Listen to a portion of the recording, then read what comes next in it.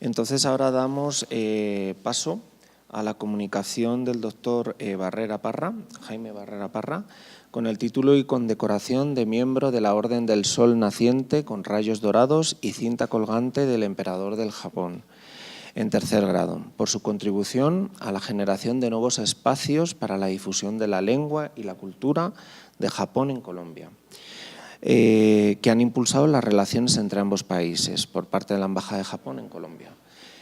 Muchísimas gracias por estar aquí, le doy la palabra. Muchas gracias por la invitación.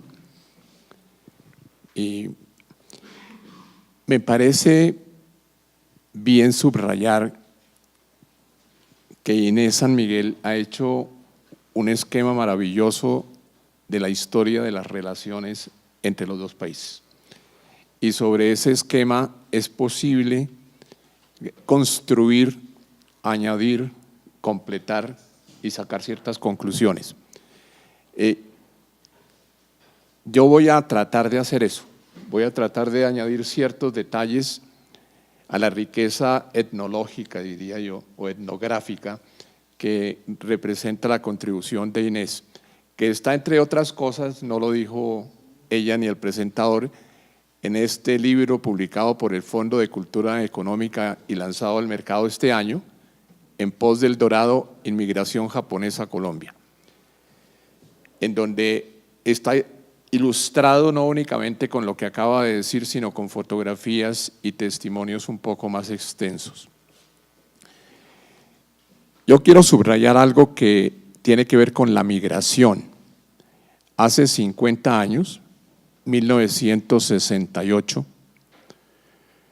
nos reunimos en la Embajada del Japón los colombianos residentes en ese momento en el país. Yo creo que no éramos 12. El embajador, su esposa, el cónsul, su esposa, el padre Gustavo Andrade Lleras, que presidió el Instituto Iberoamericano en la Universidad Sofía en Tokio durante mucho tiempo y que ha sido una de las personas más importantes para las relaciones entre los dos países. Un padre franciscano misionero en un balneario que se llama Karuizawa. Yo y probablemente tal vez había alguna otra persona. Y nos reunimos en la Embajada de Colombia con el fin de tener elecciones en aquellos tiempos, las elecciones de 1968.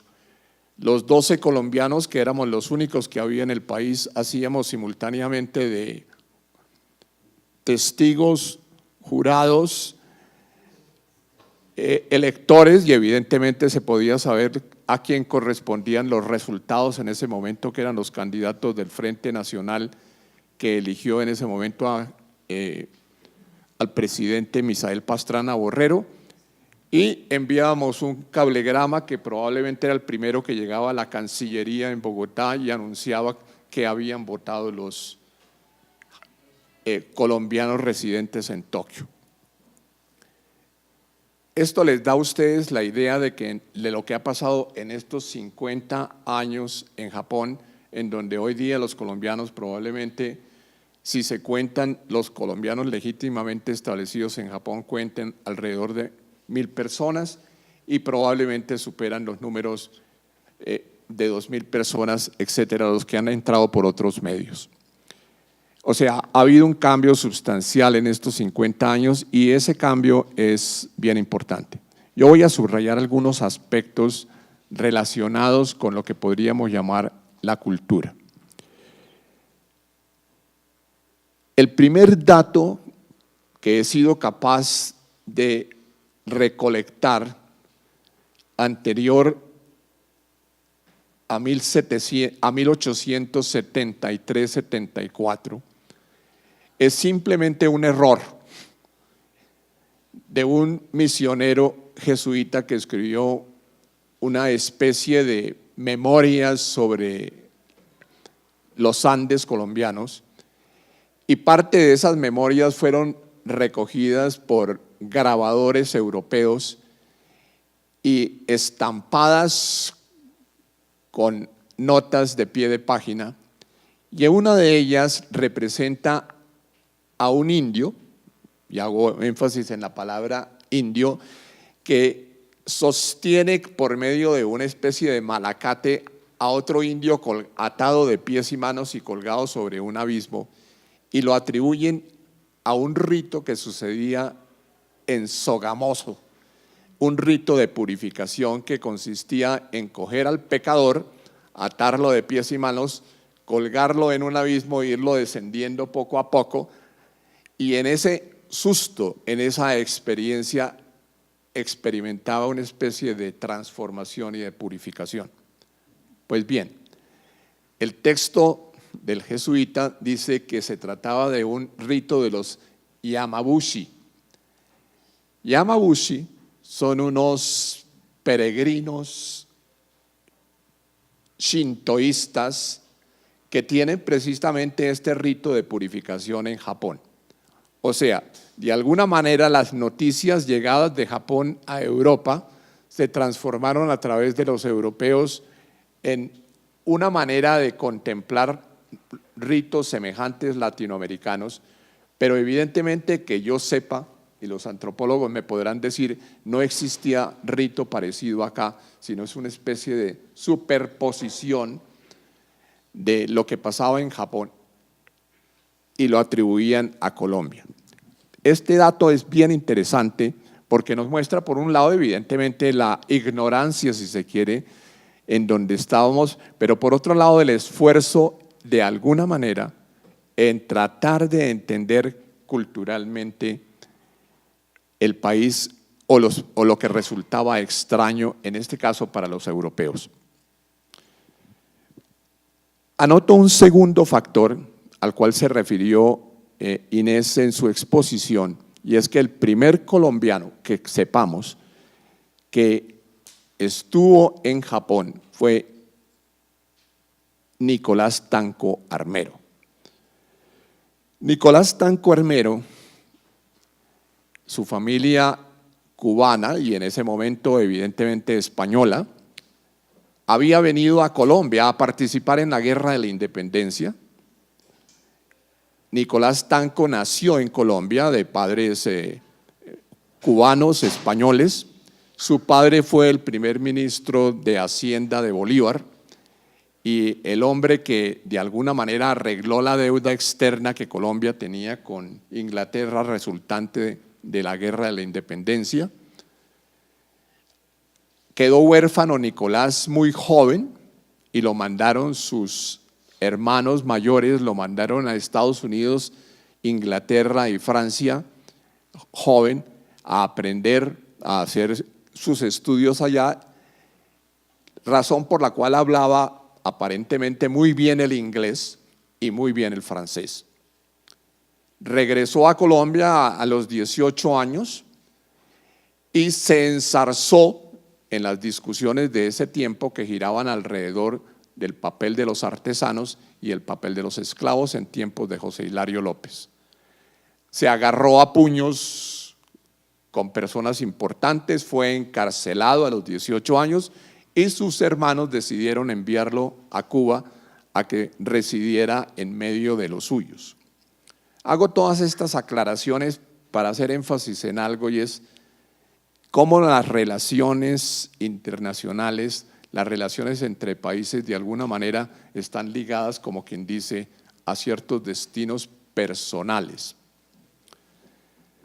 Nicolás Tanco en Cuba sabía matemáticas y contabilidad muy bien y se dedicó a ser un profesor de escuela hasta que por medio de sus parientes lo vincularon a lo que podríamos llamar en ese momento la sustitución de los esclavos negros que trabajaban en las plantaciones de azúcar en Cuba por migrantes llamados coolies chinos provenientes de Macao, de Hong Kong, del sur de China, que venían en barcos y mandaron a Nicolás Tanco Armero vía Europa a que hiciera, llamémoslo así, y voy a ponerlo en estos términos contemporáneos, pero que pueden ser muy dicientes sobre lo sucedido en la época de traficantes de esclavos. porque el chino venía simple y llanamente en condiciones absolutamente de esclavo, sin ningunos derechos establecidos a las plantaciones de Cuba. Nicolás Tanco se convierte en el agente de estos inversionistas, en este caso cubanos, españoles, en China. Y escribe un primer libro que resulta muy interesante, yo diría por lo que no dice. Y resulta muy interesante porque narra su viaje a China extensamente y narra su estadía en China de una manera sumamente breve y sumamente corta. A él le tocó ser testigo de los movimientos que tenían lugar en China en ese momento después de la guerra del opio y del rechazo a los extranjeros, pero sus observaciones son extraordinariamente banales, muy probablemente sacadas de los periódicos que leía en su hotel en Hong Kong y difíciles de trazar exactamente las fuentes. Y hago énfasis en esto, entre otras cosas, Nicolás Tanco Armero en este viaje debía tener 25, 30 años, era una persona extraordinariamente joven. Tanco Armero regresa bastante rico a Colombia. Hay una famosa fiesta aquí en La Candelaria, en aquella época en la casa de los Tanco Armero, que duró hasta las 4 de la mañana, y en donde Tanco Armero se vistió de chino. Ustedes pueden encontrar en internet, si en Nicolás Tanco Armero hay un grabado de la época en donde él está vestido de chino, razón por la cual los bogotanos lo llamaron Tanco Chino. La palabra es muy interesante porque de alguna manera, a pesar del chiste que se refiere más a la limpieza, Tanco Chino, y una palabra muy, llamémoslo así, bogotana de la época, cochino, sin embargo, no es extraño que tenga que ver con que estaba involucrado en negocios, llamémoslo así, poco santos, cochinos. El negocio de la esclavitud china en reemplazo de la esclavitud negra. Hago énfasis digamos en este episodio, él se hizo extraordinariamente rico y volvió a China en otra ocasión y finalmente se fue a vivir a los Estados Unidos. Estando en Estados Unidos, hacia 1873, como dice Inés, él hizo de agente ya no de los cubanos, sino de los peruanos que requerían inmigrantes o migrantes chinos para trabajar, como lo dijo muy bien, en plantaciones de caña de azúcar, también en la construcción de los ferrocarriles en el norte y en las islas cubiertas de guano, en la explotación del guano. Lo más interesante aquí es que él él siendo el agente de estos inversionistas, le tocó viajar a Japón por motivo del ligo con el barco peruano, aparecer en los tribunales japoneses, dar respuesta, evidentemente era el responsable de la empresa, y de esto no hay mención absolutamente ninguna en otro libro que escribió sobre el Japón. Y este libro que escribió sobre Japón, que entre otras cosas salió digitalmente en estos días, lo publicó la Biblioteca Nacional en una colección que tiene de libros digitales y lo pueden consultar, es un libro extraordinariamente rico en detalles. O sea, hay una transformación de Tanco Armero que visitó a China a una transformación de Tanco Armero que visitó a Japón. Y no solo rico en detalles, sino rico en detalles que se contraponen a lo que podríamos llamar la cultura colombiana. O sea, comienza a haber un esfuerzo de alguna manera en hacer un estudio comparativo de las culturas. Y aquí está el punto. Si ustedes lo estudian con detalle y pueden consultar en la también por internet pueden consultar la revista Texto y Contexto de la Universidad de los Andes, un número en donde hay un estudio comparativo que yo hice. Observarán que para él los japoneses no valían absolutamente nada.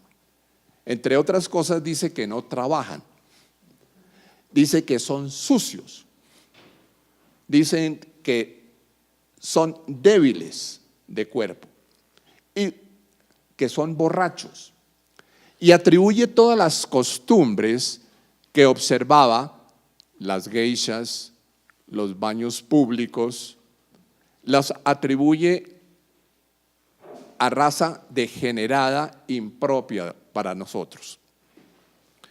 Entonces, muchas de las creencias a las cuales ha hecho alusión Inés se originan en este libro que se publicó en París y que tuvo una difusión relativamente amplia porque era un libro editado por Pedro Rivadeneira en Latinoamérica y que se conoció.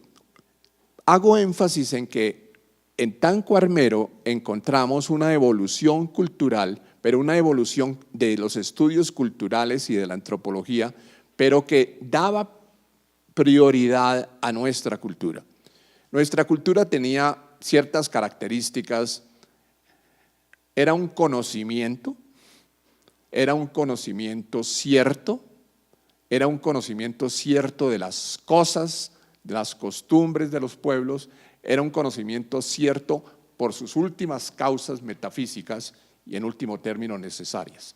Todo lo demás se salía, no era necesario, no era importante, etc.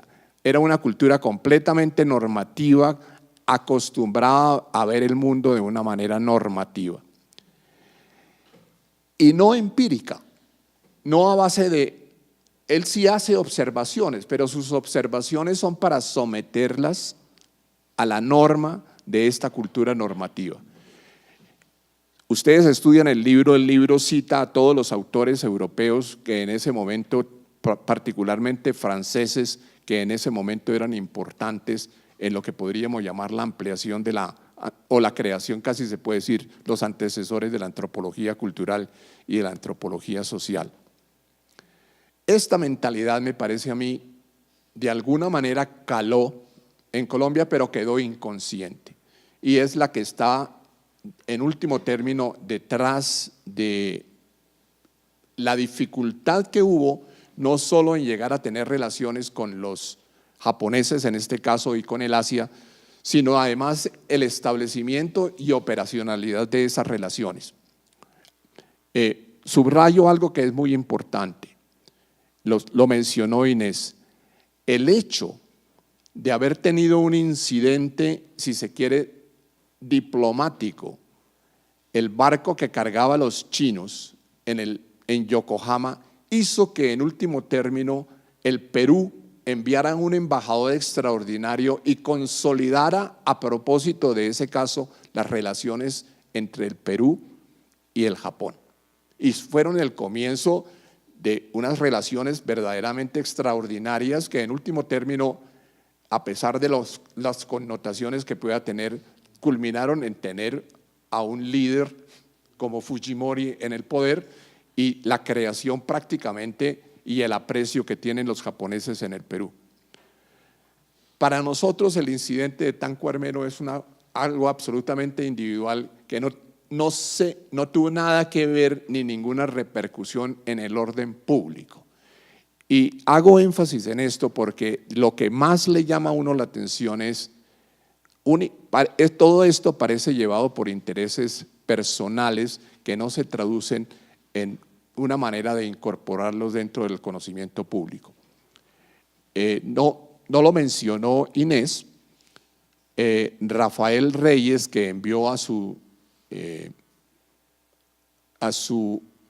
llamémoslo así, agrónomo personal, Antonio Izquierdo, no solo al Japón, sino a Indonesia, y lo envió al sureste asiático con el fin de obtener información sobre el tipo de vegetación propia de Indonesia, Malasia y el sureste asiático, Indochina, que tenía que ver con la vegetación tropical.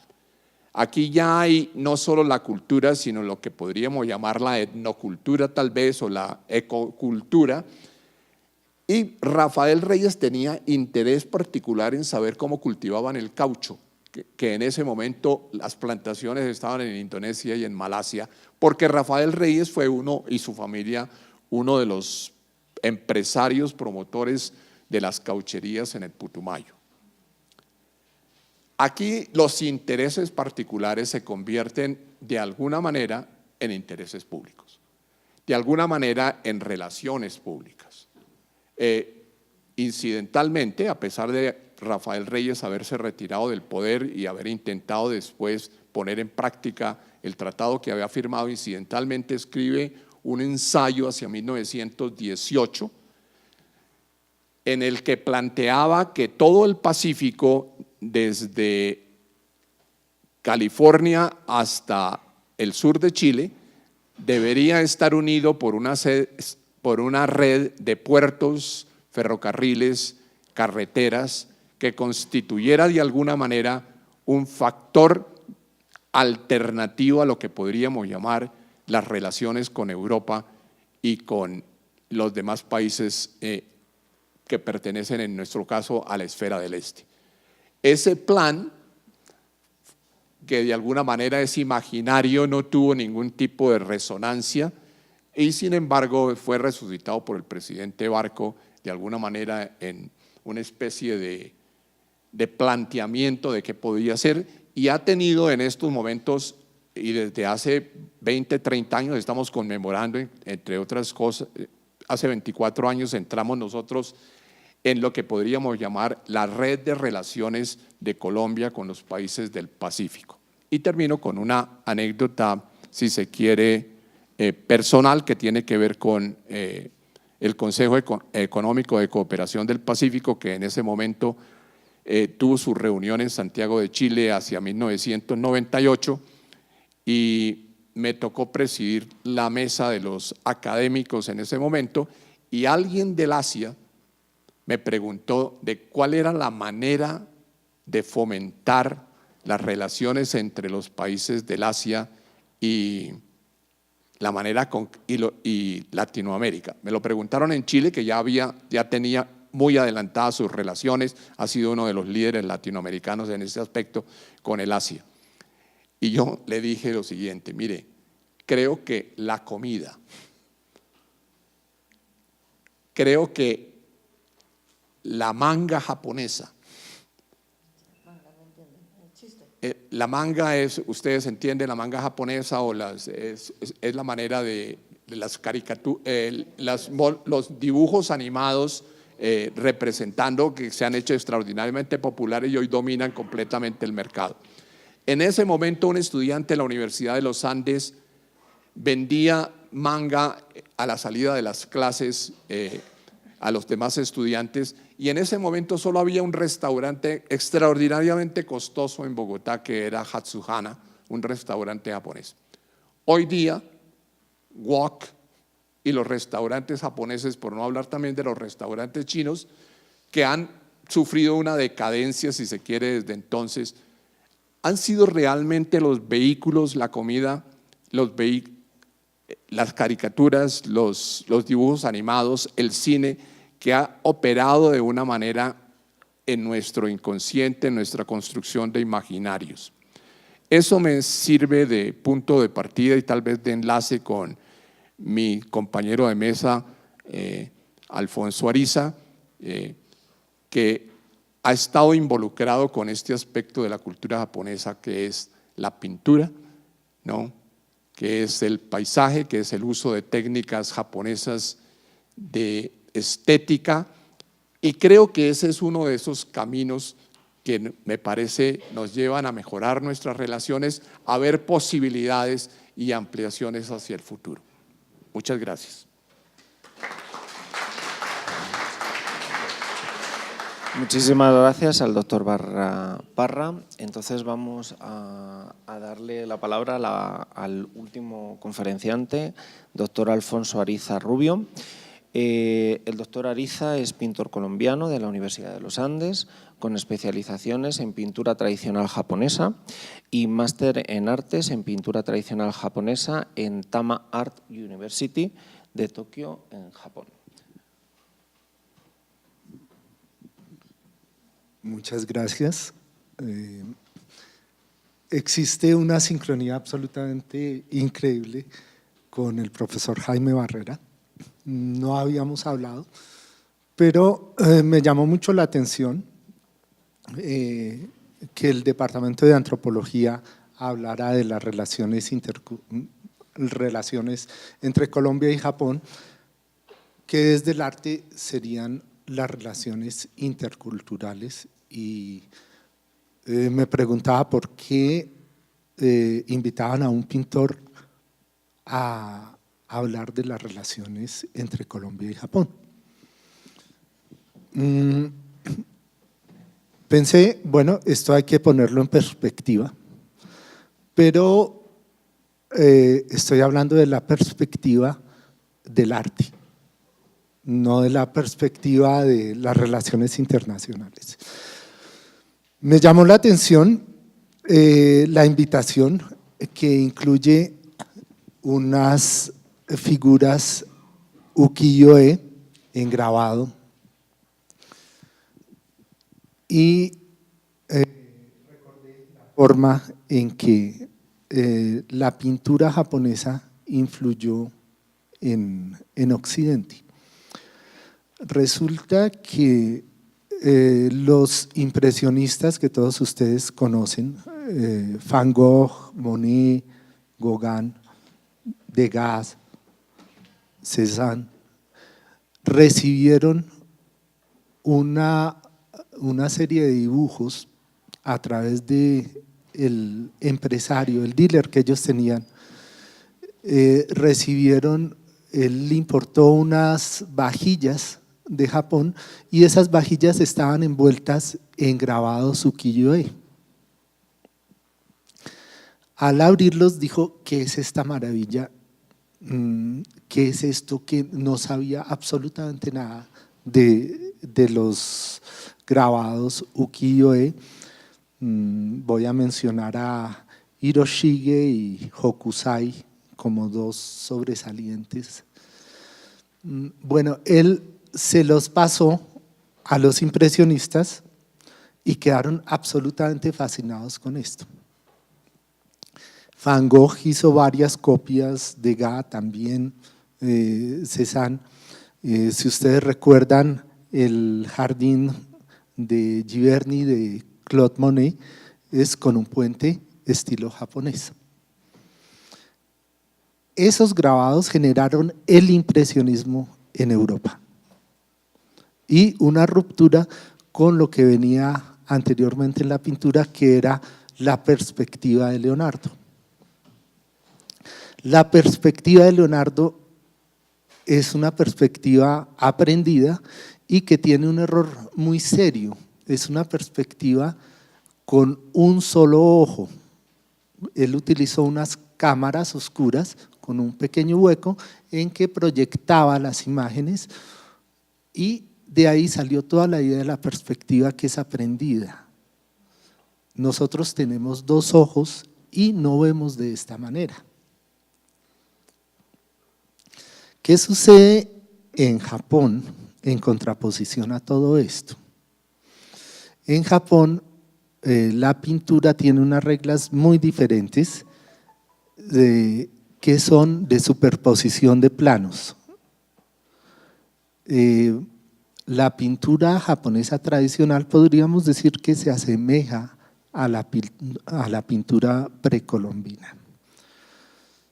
Cuando Japón abre sus puertas por el Comodoro Perry y llegan los primeros pintores a Japón, unos pintores franceses fueron llevados a donde el emperador para que pintaran el palacio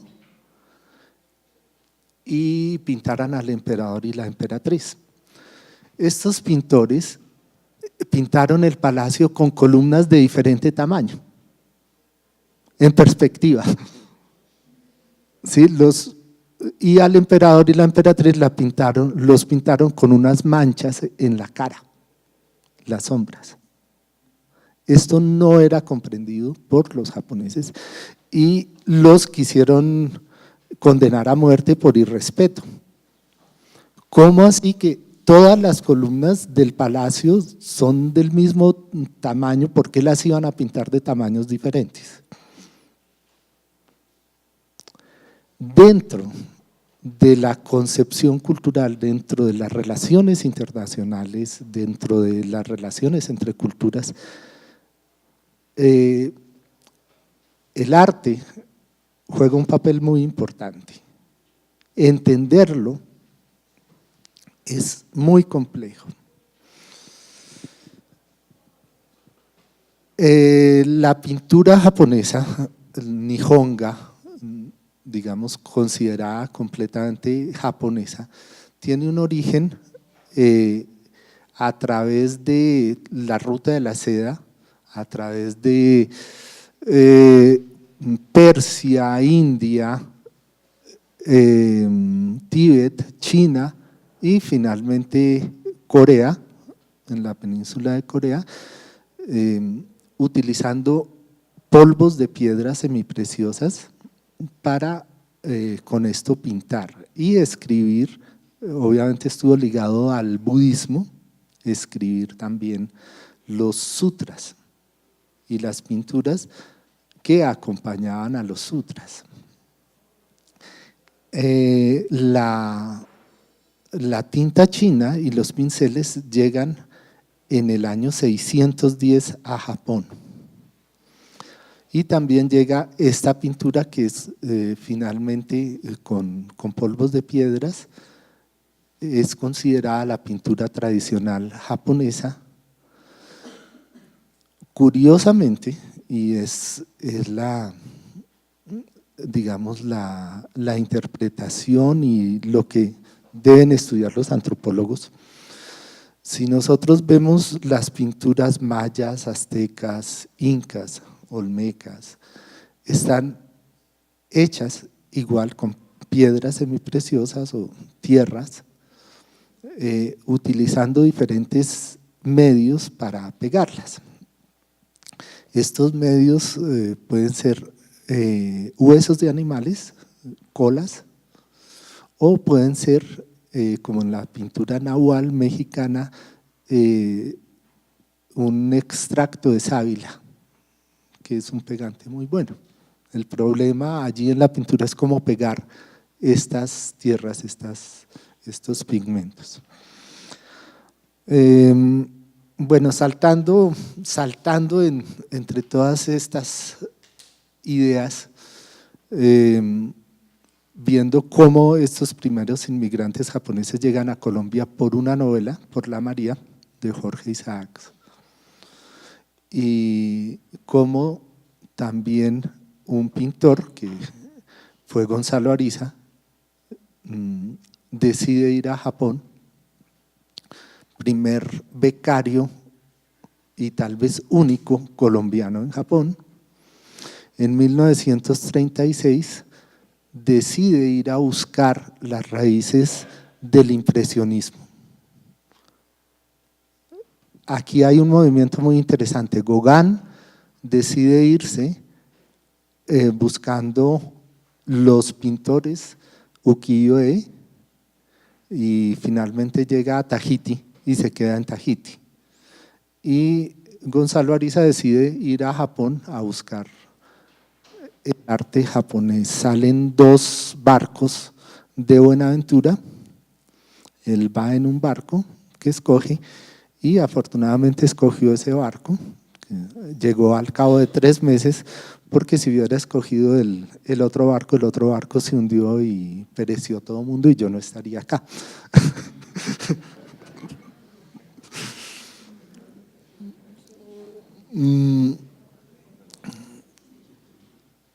Él viene después de 2 años a Colombia con estas ideas que ha aprendido de la perspectiva por superposición de planos y realiza un trabajo muy extenso en el paisaje en Colombia. En 1990, la señora Sakihara, que estaba aquí, la Sakihara Sensei, me muestra unos dibujos de Kayama Mataso, un pintor japonés, con unos colores absolutamente increíbles, y yo tengo la idea de ir a Japón a estudiar cómo se hace esta pintura. Afortunadamente pude acceder a una beca Monbusho del Ministerio de Educación japonés y tuve la oportunidad de ir a la Universidad de Tama a hacer mi especialización y mi maestría en pintura tradicional japonesa. La pintura tradicional japonesa, como les decía, es hecha a base de polvo. Exactamente como la pintura que utilizaban los aztecas, los incas, los mayas. Y la sorpresa más increíble es toda esta conexión que existe en la cuenca del Pacífico, no solo en la pintura actual, sino hacia atrás. Si nosotros vemos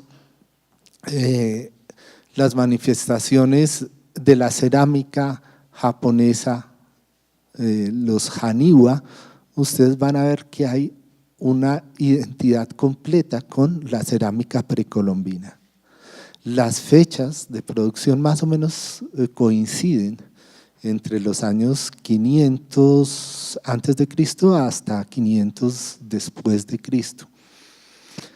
Y se puede ver una identidad en las formas, en la percepción que los antropólogos deberán estudiar por qué existe esta identidad tan clara. Las rupturas en el arte han sido más por la influencia europea, la ruptura con la conquista en Colombia, pero finalmente encontramos, como lo decía el profesor Barrera, una nueva identidad en las manifestaciones modernas, por ejemplo el manga, los cómics japoneses, y la juventud está encontrando nuevamente estas conexiones y estas raíces que presuponen una apertura de las relaciones nuevamente. Bueno, esto era como lo que tenía que decirles respecto al arte y a la pintura, cómo pueden en determinados momentos de pronto ser visionarios o de pronto adelantarse a las relaciones que pueden existir a nivel del gobierno, a nivel de las cancillerías, a nivel de los países como tal. Muchas gracias.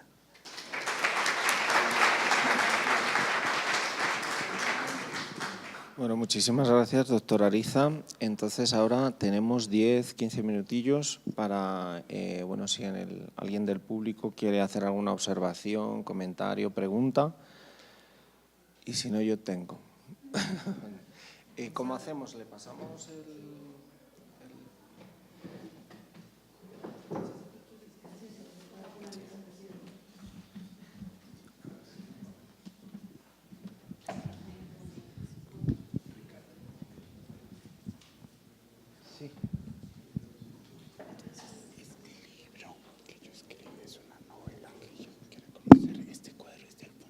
Sí, gracias a los tres conferencistas. Yo quisiera preguntarle al doctor Jaime Barrera Parra acerca del título del libro tan mencionado de Nicolás Tanco Armero. No, creo que no lo mencionó. ¿El libro qué título tiene? Esa sería mi pregunta. Gracias.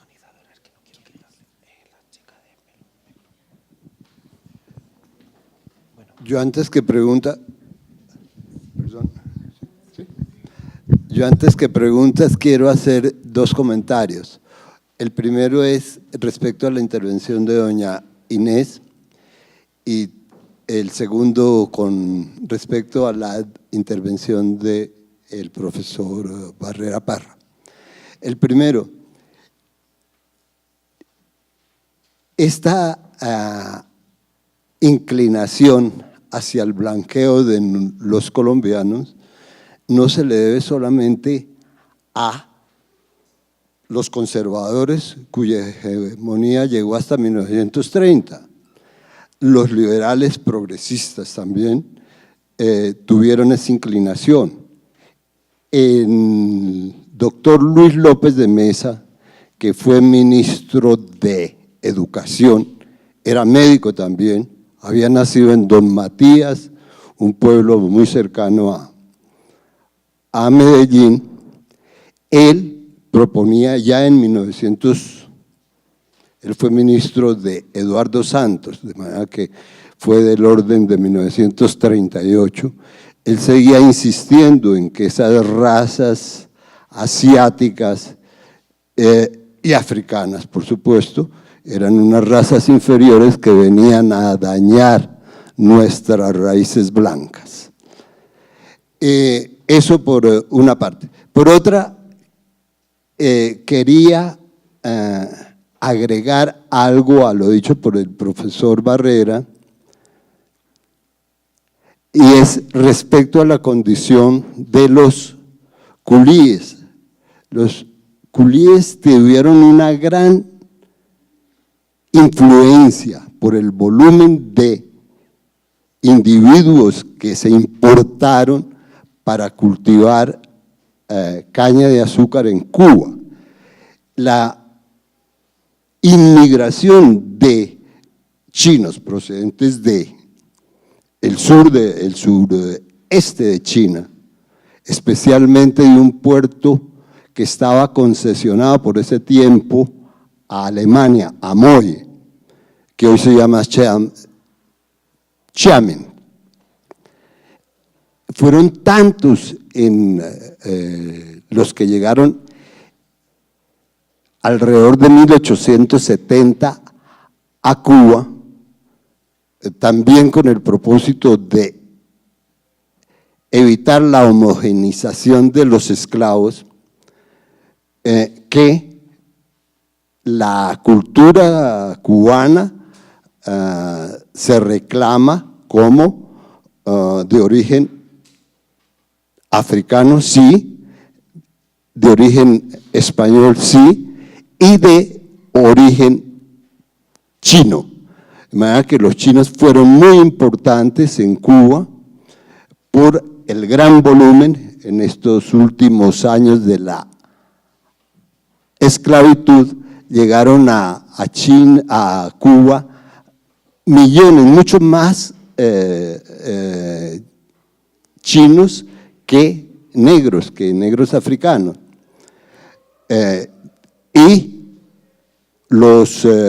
la colonia china fue tan importante que dio el mejor pintor cubano, Wilfredo Lam. De manera que es una cosa que me parece que se puede anotar respecto a la llegada de culís a Latinoamérica. Muchas gracias.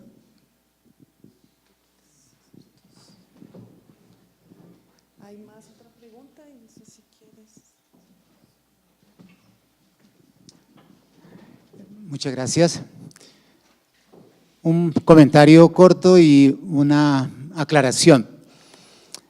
Primero, pues con respecto a lo que decía el profesor Barrera, de la atención que se le da en los años 80, por fin, después de muchos decenios al área del Pacífico, incluido Japón, cuando Colombia entra con el presidente Barco, en ese momento, a finales de los años 80, a avanzar más en la participación en las diferentes organizaciones de cooperación del Pacífico, entre esas la de cooperación tripartita del Estado con las empresas en el PEC.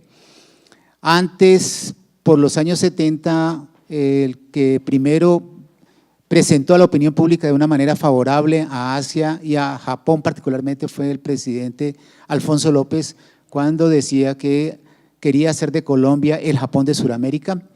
Efectivamente no pudo hacer nada de alcance a ese respecto, pero hasta ese momento digamos que no había una ilusión de ninguna política hacia el área de Asia o del Pacífico, porque todavía estábamos muy volcados bien hacia Europa o hacia Estados Unidos. Y la profesora Inés mencionó en 2 ocasiones que el tratado de 1910, es que hay una fecha de firma, 1908, y después ratificación al año siguiente, pero bueno, quisiera que precisaras ahí. Y cuando el profesor Jaime Barrera habla del año 68, 50 años, eso va a ser dentro de 2 años, en 1920, porque las elección de Misael Pastrana fueron en 1970. ¿Sí? Bueno, gracias.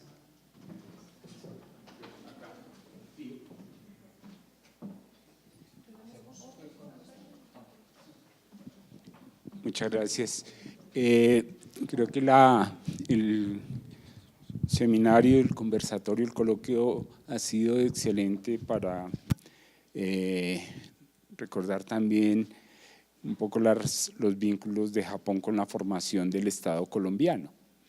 Creo que las exposiciones de los 3 han sido para mí muy útiles en eso. Quisiera llamar la atención sobre uno de estos hechos muy brevemente, es el papel de Antonio Izquierdo, que ha sido tocado de manera reiterada. El profesor Barrera lo ha presentado como el agrónomo de Rafael Reyes y su expedición por Asia, particularmente Indonesia y Japón. Antonio Izquierdo escribe, de hecho, un libro sobre el caucho, ¿no es cierto? Escribe 2 libros, uno de ellos sobre el caucho y es producto de esta experiencia. Pero él transmuta después en un gran especulador inmobiliario en Bogotá. El barrio Bosque Izquierdo, por ejemplo, se debe a que era parte de sus terrenos y después él va a producir otros barrios hacia Chapinero, por ejemplo. Uno de sus grandes amigos es Rafael Uribe Uribe también, que en un momento de la hegemonía conservadora le da un auxilio personal que luego lo distancia y es una disputa por una imprenta. El barrio Bosque Izquierdo está lleno de imprentas porque Izquierdo tenía atracción por ese asunto. Izquierdo juega un papel decisivo ahí. Él hace negocios con el suelo, con el Estado colombiano. El Parque de la Independencia, por ejemplo, es resultado de una serie de negocios inmobiliarios de él con el gobierno de entonces, y es una transmutación llamativa de un personaje que en principio era mirado como uno de estos personajes de vínculo con el Asia inexplorada y que transmuta de esa manera. Valga decir también en relación, y ya pasando a otro tema, hay una corrida en su momento también en América Latina que Brasil es emblemática, en donde se funda un partido antinipón brasileño. En momentos de interés de blanqueamiento de la raza, tenían más interés en las migraciones del Reino Unido, de Italia, que llegaron de hecho a Sao Paulo, en donde fueron esclavizados los italianos, pero esos personajes de piel extraña no eran tolerados y se construye un partido antinipón brasileño que llega a incidir incluso en la presidencia, en unas elecciones presidenciales, y llegó a tener cierta incidencia en el Congreso del Brasil.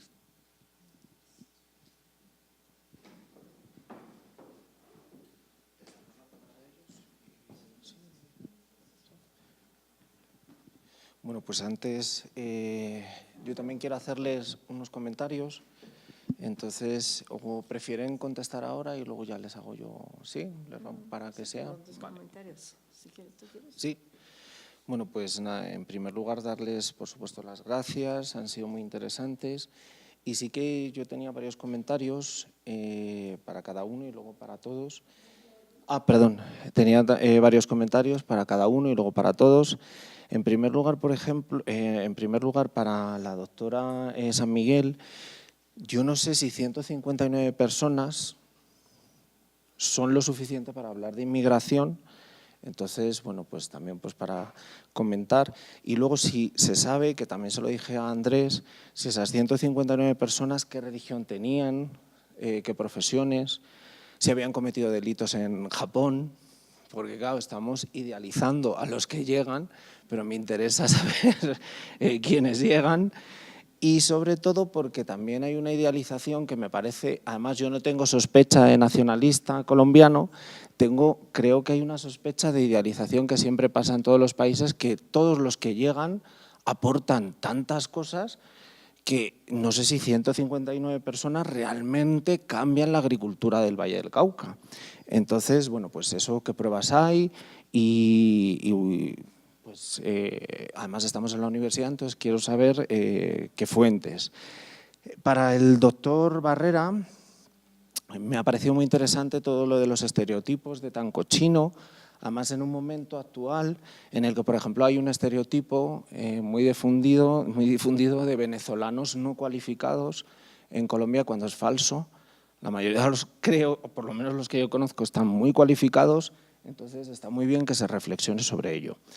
Y en relación también a la conferencia del doctor Barrera, me llama mucho la atención que se haya hecho hincapié si era español, si era cubano. Si estamos en 1873 y las nacionalidades no son como ahora. De hecho, yo creo que es un anacronismo hablar de nacionalidades en el último tercio del siglo XIX, cuando probablemente ni los japoneses sabían que eran japoneses, ni un cubano sabía que era cubano, porque les estamos pensando desde ahora. Y entonces eso también, bueno, pues para comentarlo. Creo que son conceptos anacrónicos y habría que comentarlo. Y para el doctor Ariza, volvemos a lo mismo, el tema de las influencias. Y ha hablado usted de Europa y aquí, ¿no cree? Yo dudo que la exotización de una cultura sea influencia. Creo que es apropiación. Entonces, que Gauguin exotice Japón no significa que influya en él. Yo creo que se apropia. Entonces, bueno, también los que me conocen son alumnos y entonces me gusta la polémica, entonces por eso les estoy preguntando a los tres. Y luego, lo último es que me cuesta mucho creer, de verdad, lo siento, y como estamos en el externado y dudamos de todo, es que me cuesta mucho creer que la lectura de María de Jorge Isaac, sea realmente la razón por la que venga. También se lo dije a Andrés. Entonces, ¿qué pruebas? ¿No será acaso la memoria, esa memoria que se va creando? Entonces, ¿hasta qué punto realmente eso es parte de la memoria o parte de la razón? Y para el señor del público, también, perdóneme, dudo mucho que haya habido más inmigración china en Cuba, a lo mejor lo he entendido mal, que afro. Pues entonces, por favor, si me da la fuente, me interesaría muchísimo saber que hay más chinos que afros en Cuba. Entonces, me interesaría muchísimo. Bueno, respecto a lo primero que dijiste de si, bueno, solamente 159 personas, incluyendo, como dicen, las mujeres y los niños, que se pudiera considerar como una inmigración importante, pues en este caso no tanto el número lo que importa. Hay un hecho muy importante que, claro, en 20 minutos era muy difícil sumarizar unos cuantos conocimientos que uno tiene. Pero algo muy impresionante de la emigración japonesa al mundo entero es que ha sido el único país en el mundo que ha organizado, subvencionado y además protegido a sus súbditos hasta el día de hoy. Eso es de Japón. Japón no permitió a ninguna inmigrante, programa de inmigrante, sin que hubiese un tratado de amistad, comercio y navegación con el otro país. No permitió tampoco que sus súbditos fueran a otro país en donde las leyes de inmigración del país discriminaran a los japoneses. Por ejemplo, eso pasó con Venezuela, así que en Venezuela no hubo inmigración japonesa por esa razón. Eso también pasó con el país de Paraguay, en donde querían organizar la inmigración japonesa, pero en una de sus cláusulas decía que no se permitía la entrada de la inmigración de la gente de raza amarilla. ¿Y qué dijo Japón? Ni firmamos un tratado con ustedes, ni mucho menos vamos a permitir una inmigración. Entonces, ¿qué pasó con el país? Los declararon, ¿cómo se dice? Blancos honorarios. Igualmente quisieron hacerlo en Venezuela y en otros países, blancos honorarios. Eso por un lado. Por otro lado, Japón subvencionó y organizó, va desde el punto de vista del gobierno central y del gobierno de las prefecturas. Por ejemplo, en el caso de Colombia, el gobierno central, ¿cómo colaboró?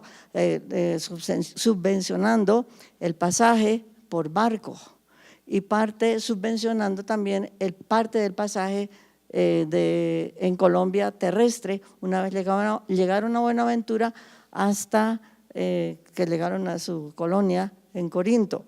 Depende, al jefe de familia le dan un poco más, a las mujeres un poco menos y a los niños menores de 12 años un poco menos. Por otro lado, Japón subsidió y subvencionó solamente a 3 países para la inmigración: Brasil, Paraguay y Colombia.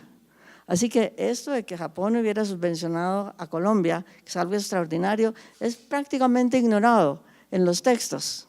Es ignorado aún en internet, que uno encuentra muchas referencias, se les ha olvidado o no lo sabían. Pues yo lo encontré en los documentos que investigué en Washington, investigué en Londres, investigué aquí en Colombia. En los documentos de Tokio.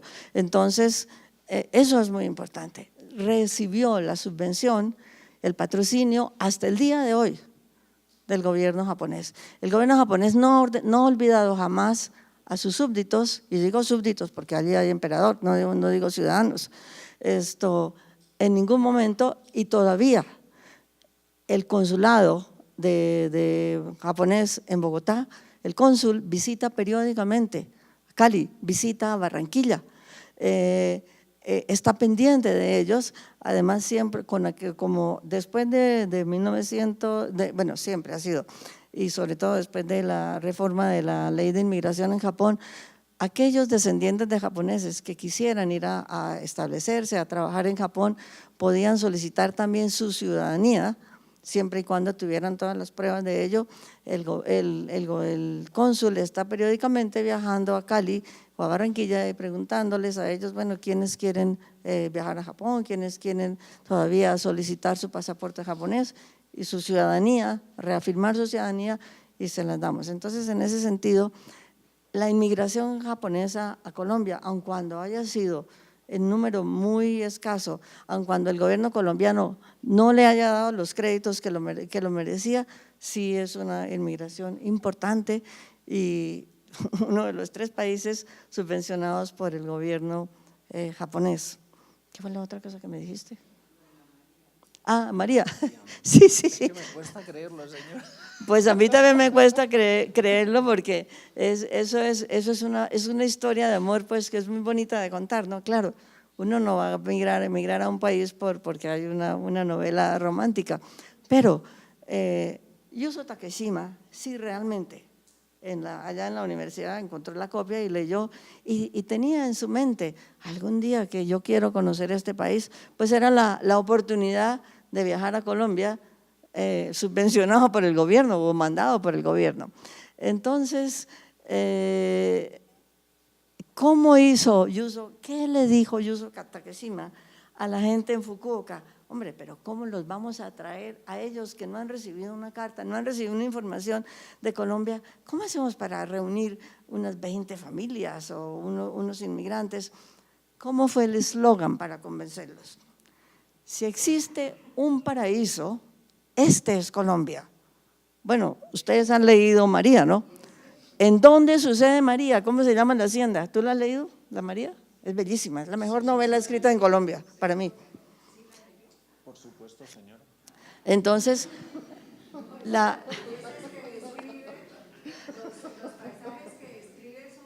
No, son preciosos, magníficos. Pero no hablemos de nacionalismo, cada país es un paraíso.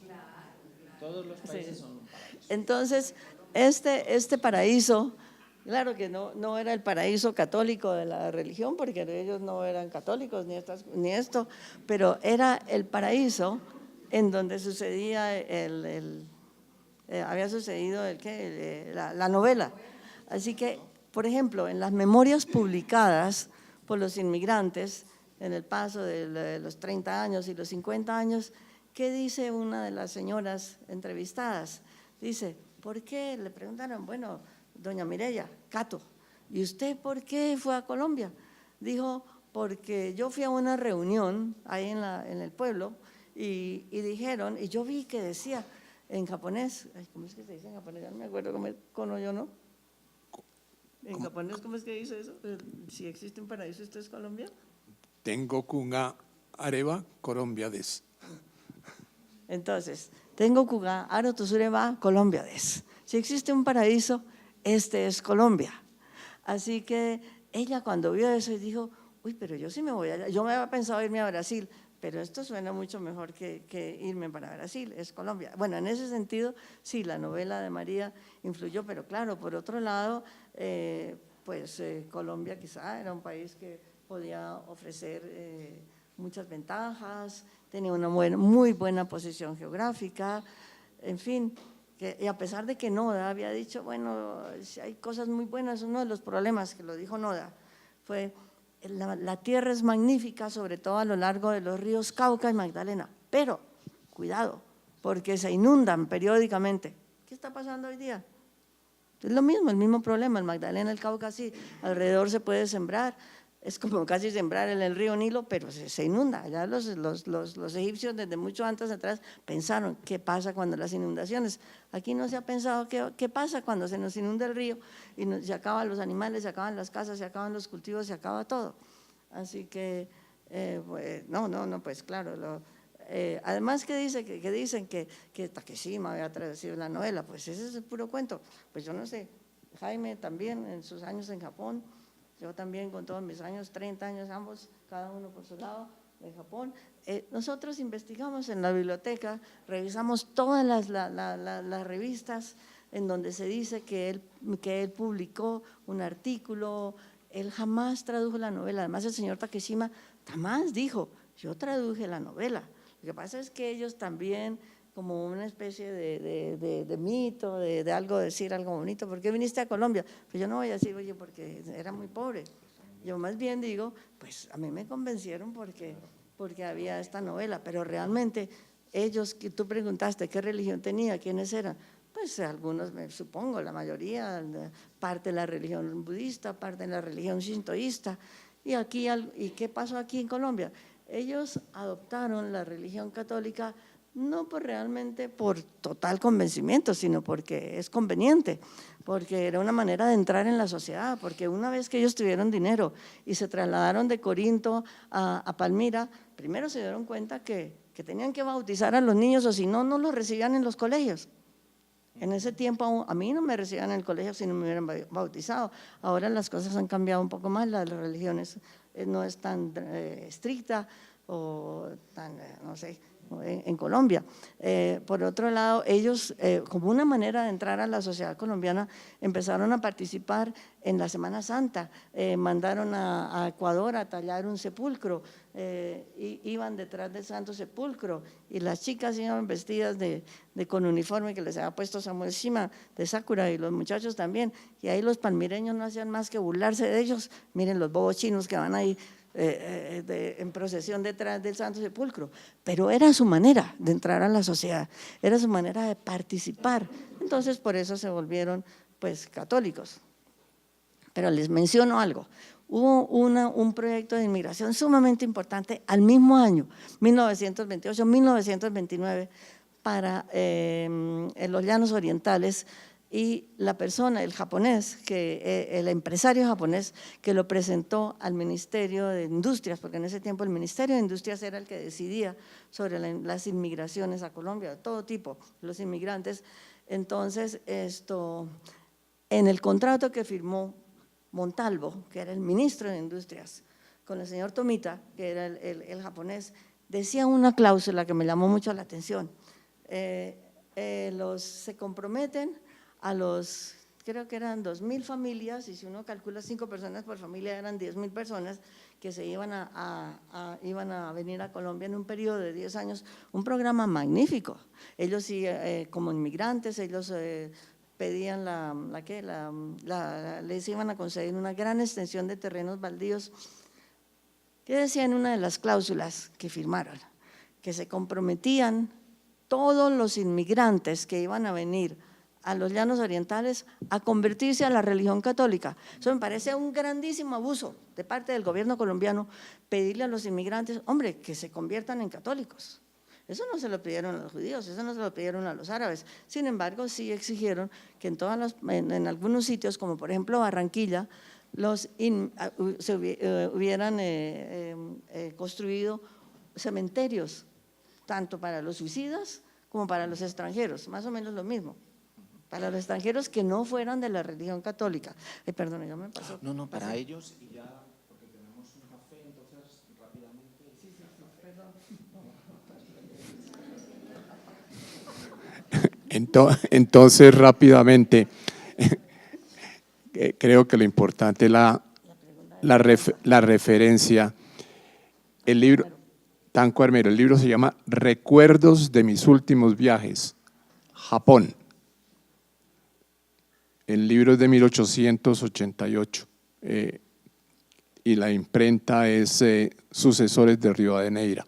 Como les digo, lo encuentran, inclusive está accesible en CD, en una biblioteca digital colombiana que la lanzaba el 9 de agosto la Biblioteca Nacional, pero la suspendieron por alguna razón de Bogotá, de las fiestas de Bogotá.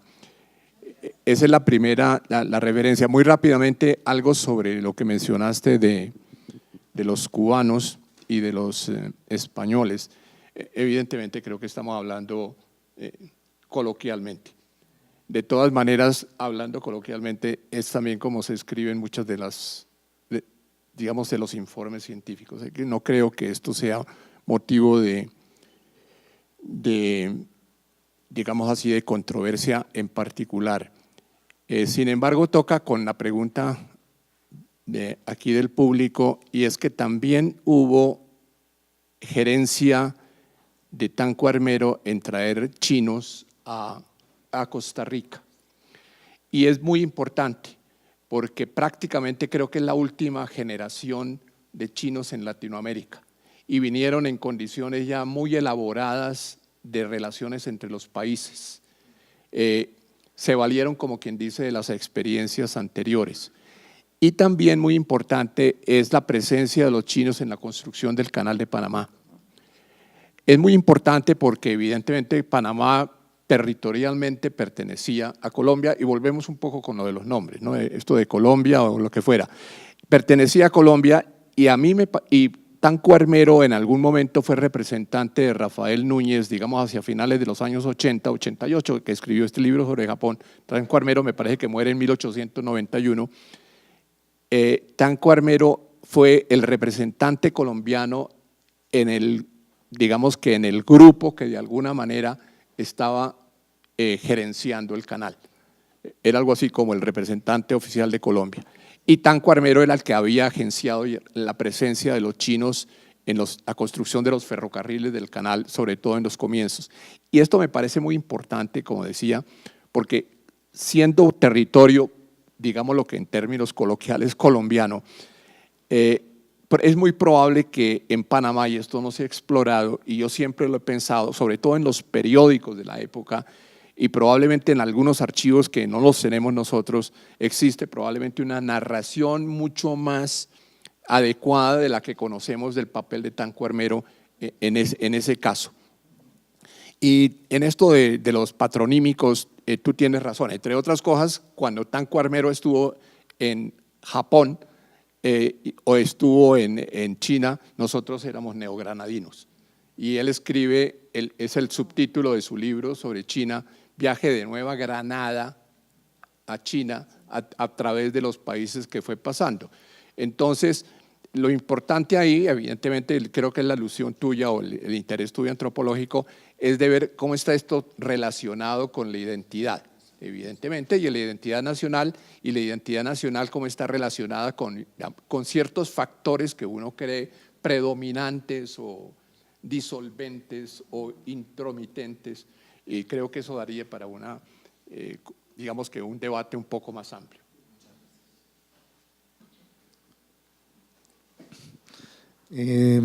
Precisamente estoy pensando lo mismo. Mi tesis, a través de la exposición, no es que el arte pueda ser un instrumento para hacer relaciones internacionales, ni mucho menos, sino que se antepone una identidad cultural.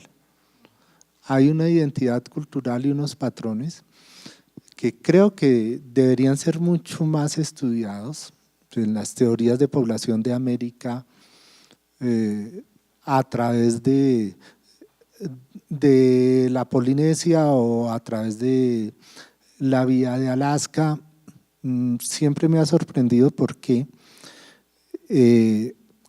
las pinturas, digamos, mayas, aztecas, murales, incas, se encuentran solo en esta región y no en el norte de América.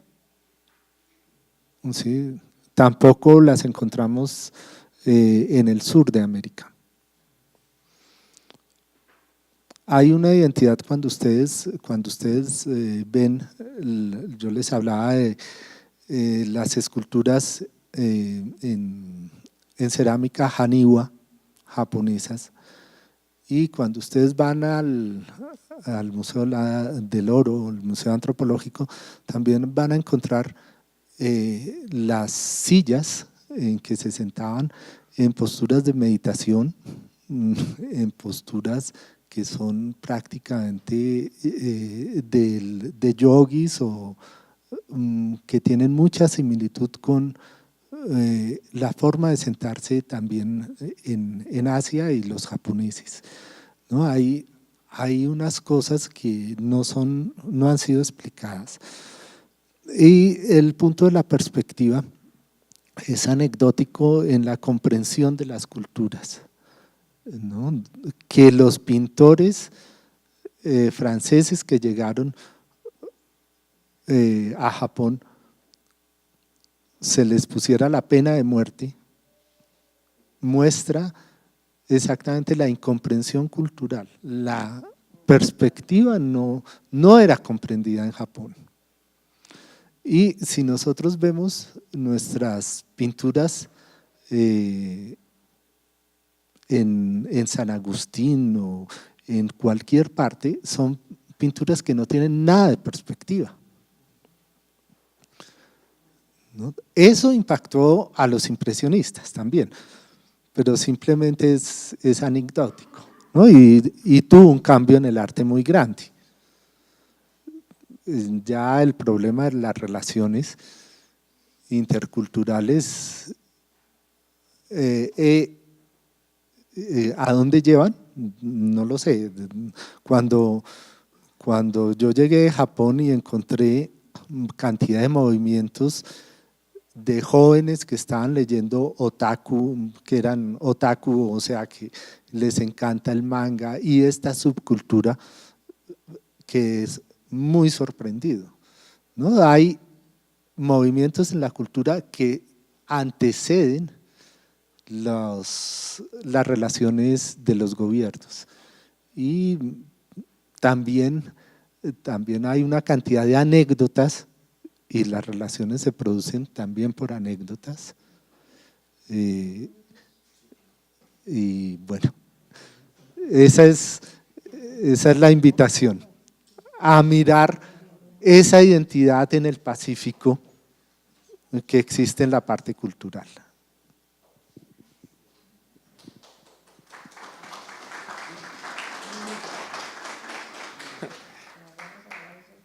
Una anotación que me parece que es importante, que la mencionó aquí también en el público. Yo no para nada use los términos conservador y liberal unidos a la concepción de la cultura. De todas maneras, la persona que intervino aquí en el público lo hizo. No deja de ser interesante de todas maneras la observación y yo me parece bien calificar la diferencia que hay entre Tanco Armero y ¿cómo se llama el político colombiano que… No, el que planteó, llamémoslo así, lo de la discriminación racial, que era médico. Jiménez. No, López de Mesa, Luis López de Mesa, exacto. Pero es interesante la observación suya. Tanco Armero, en 1984 creo que participa en un famoso debate que hubo en la Universidad Nacional sobre el papel de la sociología. La Universidad Nacional evidentemente tenía, llamémoslo así, si se quiere, una orientación liberal. El adversario de Tanco Armero o el contrincante de Tanco Armero era Salvador Camacho Roldán. Y Tanco Armero hizo una exposición, inclusive, muy curiosamente no se refirió para nada ni en sus ejemplos, ni en la elaboración de los argumentos para nada, ni al Japón ni a la China, que era lo que conocía, sino se refirió más que todo a las ideas de la sociología. Y para él la sociología era una ciencia absolutamente, llamémosla así, no era ciencia, entre otras cosas, es una diatriba. Aquí estamos, Tanco Armero, llamémoslo así, el apologista, realmente en una posición absolutamente, si se quiere, reaccionaria. Frente a la Universidad Nacional y lo que la Universidad Nacional representaba en ese momento. Ahora, lo interesante que me parece a mí para ligar a Tanco Armero y al conservatismo con esta idea es que Tanco Armero muy probablemente estaba influido por los pensadores evidentemente franceses que conocía bastante bien, pero para usar una expresión de Wallerstein en el tomo 4 de su historia del capitalismo europeo, las ciencias humanas eran consideradas en ese momento, y es uno de los capítulos de Wallerstein, eran consideradas como la manera científica de ser liberal. Y yo creo que esto ya es mi interpretación, el planteamiento de Tanco Armero era que la sociología fallaba como forma científica y por lo mismo como planteamiento político. Yo no me refería en realidad de verdad a las ideas políticas, pero volviendo al caso de Luis López de Mesa, y de todas maneras Inés me lo podrá corroborar, y es que López de Mesa ya está inserto en otro tipo de discusión que no es el de la sociología y las ciencias humanas propias de finales del siglo XIX y ligadas evidentemente al liberalismo y a su contraposición al conservatismo, sino a las ideas médicas de la época, basadas en un tipo muy particular de entender la biología, la eugenesia propia evidentemente de los años 1910 y 1920 que anteceden al nacionalsocialismo y evidentemente todo lo que significó la eugenesia en Europa, y Luis López de Mesa realmente pues es el prototipo al margen de sus ideas políticas, el prototipo el introductor de una eugenesia que además no es únicamente de él, sino que sobrevive hacia finales de los años 40 en otras actitudes frente a la chicha, por ejemplo, y la cerveza. Pero que es muy interesante, yo creo que sacarlo, o sea, esto tiene sus connotaciones políticas, pero las connotaciones políticas me parece que tienen que ver con otro tipo de contexto. Unos 2 minutos solamente. Quisiera finalizar diciendo que mientras oía las palabras del señor embajador y mientras oía las palabras de la representante de la universidad, del Departamento de Finanzas, ¿verdad? Sí. Se me ocurrió, pensé en las palabras de Shidehara, el canciller japonés en los años 20.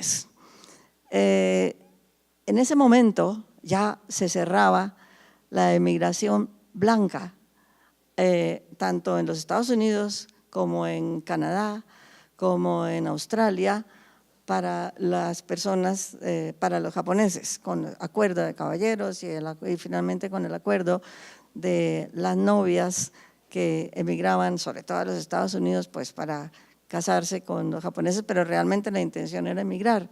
Entonces, Shidehara, que en ese momento era el canciller, el ministro de Relaciones Exteriores, dijo las siguientes palabras cuando empezó a convencer a los japoneses de dirigir el comercio y la emigración hacia otros países que no fueran los Estados Unidos, ya que cerraban la emigración. Y él lo dijo, vamos a pensar en América Latina. Claro está que él veía como el país en ese momento más próspero era Brasil por la cantidad de tierra que tenían y ya había muchos emigrantes allá. Y les dijo las siguientes palabras en el Parlamento. Nuestro deseo, cuando consideraba la migración japonesa como una forma de invertir y ayudar al país receptor pensando en América Latina. Nuestro deseo es suministrar capital o mano de obra a las regiones subdesarrolladas del mundo y promover el bienestar y la prosperidad, no solo de los propios emigrantes de su patria, sino también de aquellos países en los que opten por establecer sus hogares. Con este fin, estamos preparados para extender nuestros esfuerzos incesantes. Casi un siglo después de estas palabras, y Japón lo ha cumplido. Oímos las palabras del señor embajador, sin duda que lo ha cumplido, como también pues los países a donde han llegado en parte han cumplido. Quisiera, como último, mostrarles el libro que se publicó como un trabajo entre el gobierno colombiano, el Ministerio de Cultura y el Fondo de Cultura Económica, que tradujeron mi trabajo al idioma español. Ya está en inglés, está en japonés y me alegré mucho que hubiera sido traducido al japonés. Si alguien al español, si alguien tiene interés, el fondo mandó unas copias aquí a la librería que está justo a la salida del teatro, ahí lo pueden encontrar. Además es un libro en donde me dieron el honor de tener una presentación de la ministra de Cultura, Mariana Garcés, y de Jaime Barrera Parra, quien escribió un prólogo bellísimo, que si no por el libro se lo recomiendo para que lo lean, el prólogo de él. Muchísimas gracias, doctores. Entonces, muchísimas gracias, doctores San Miguel, Barrera y Ariza. Muchísimas gracias. Ahora les invitamos 10 minutos, un café. Entonces, ruego un aplauso para los conferenciantes.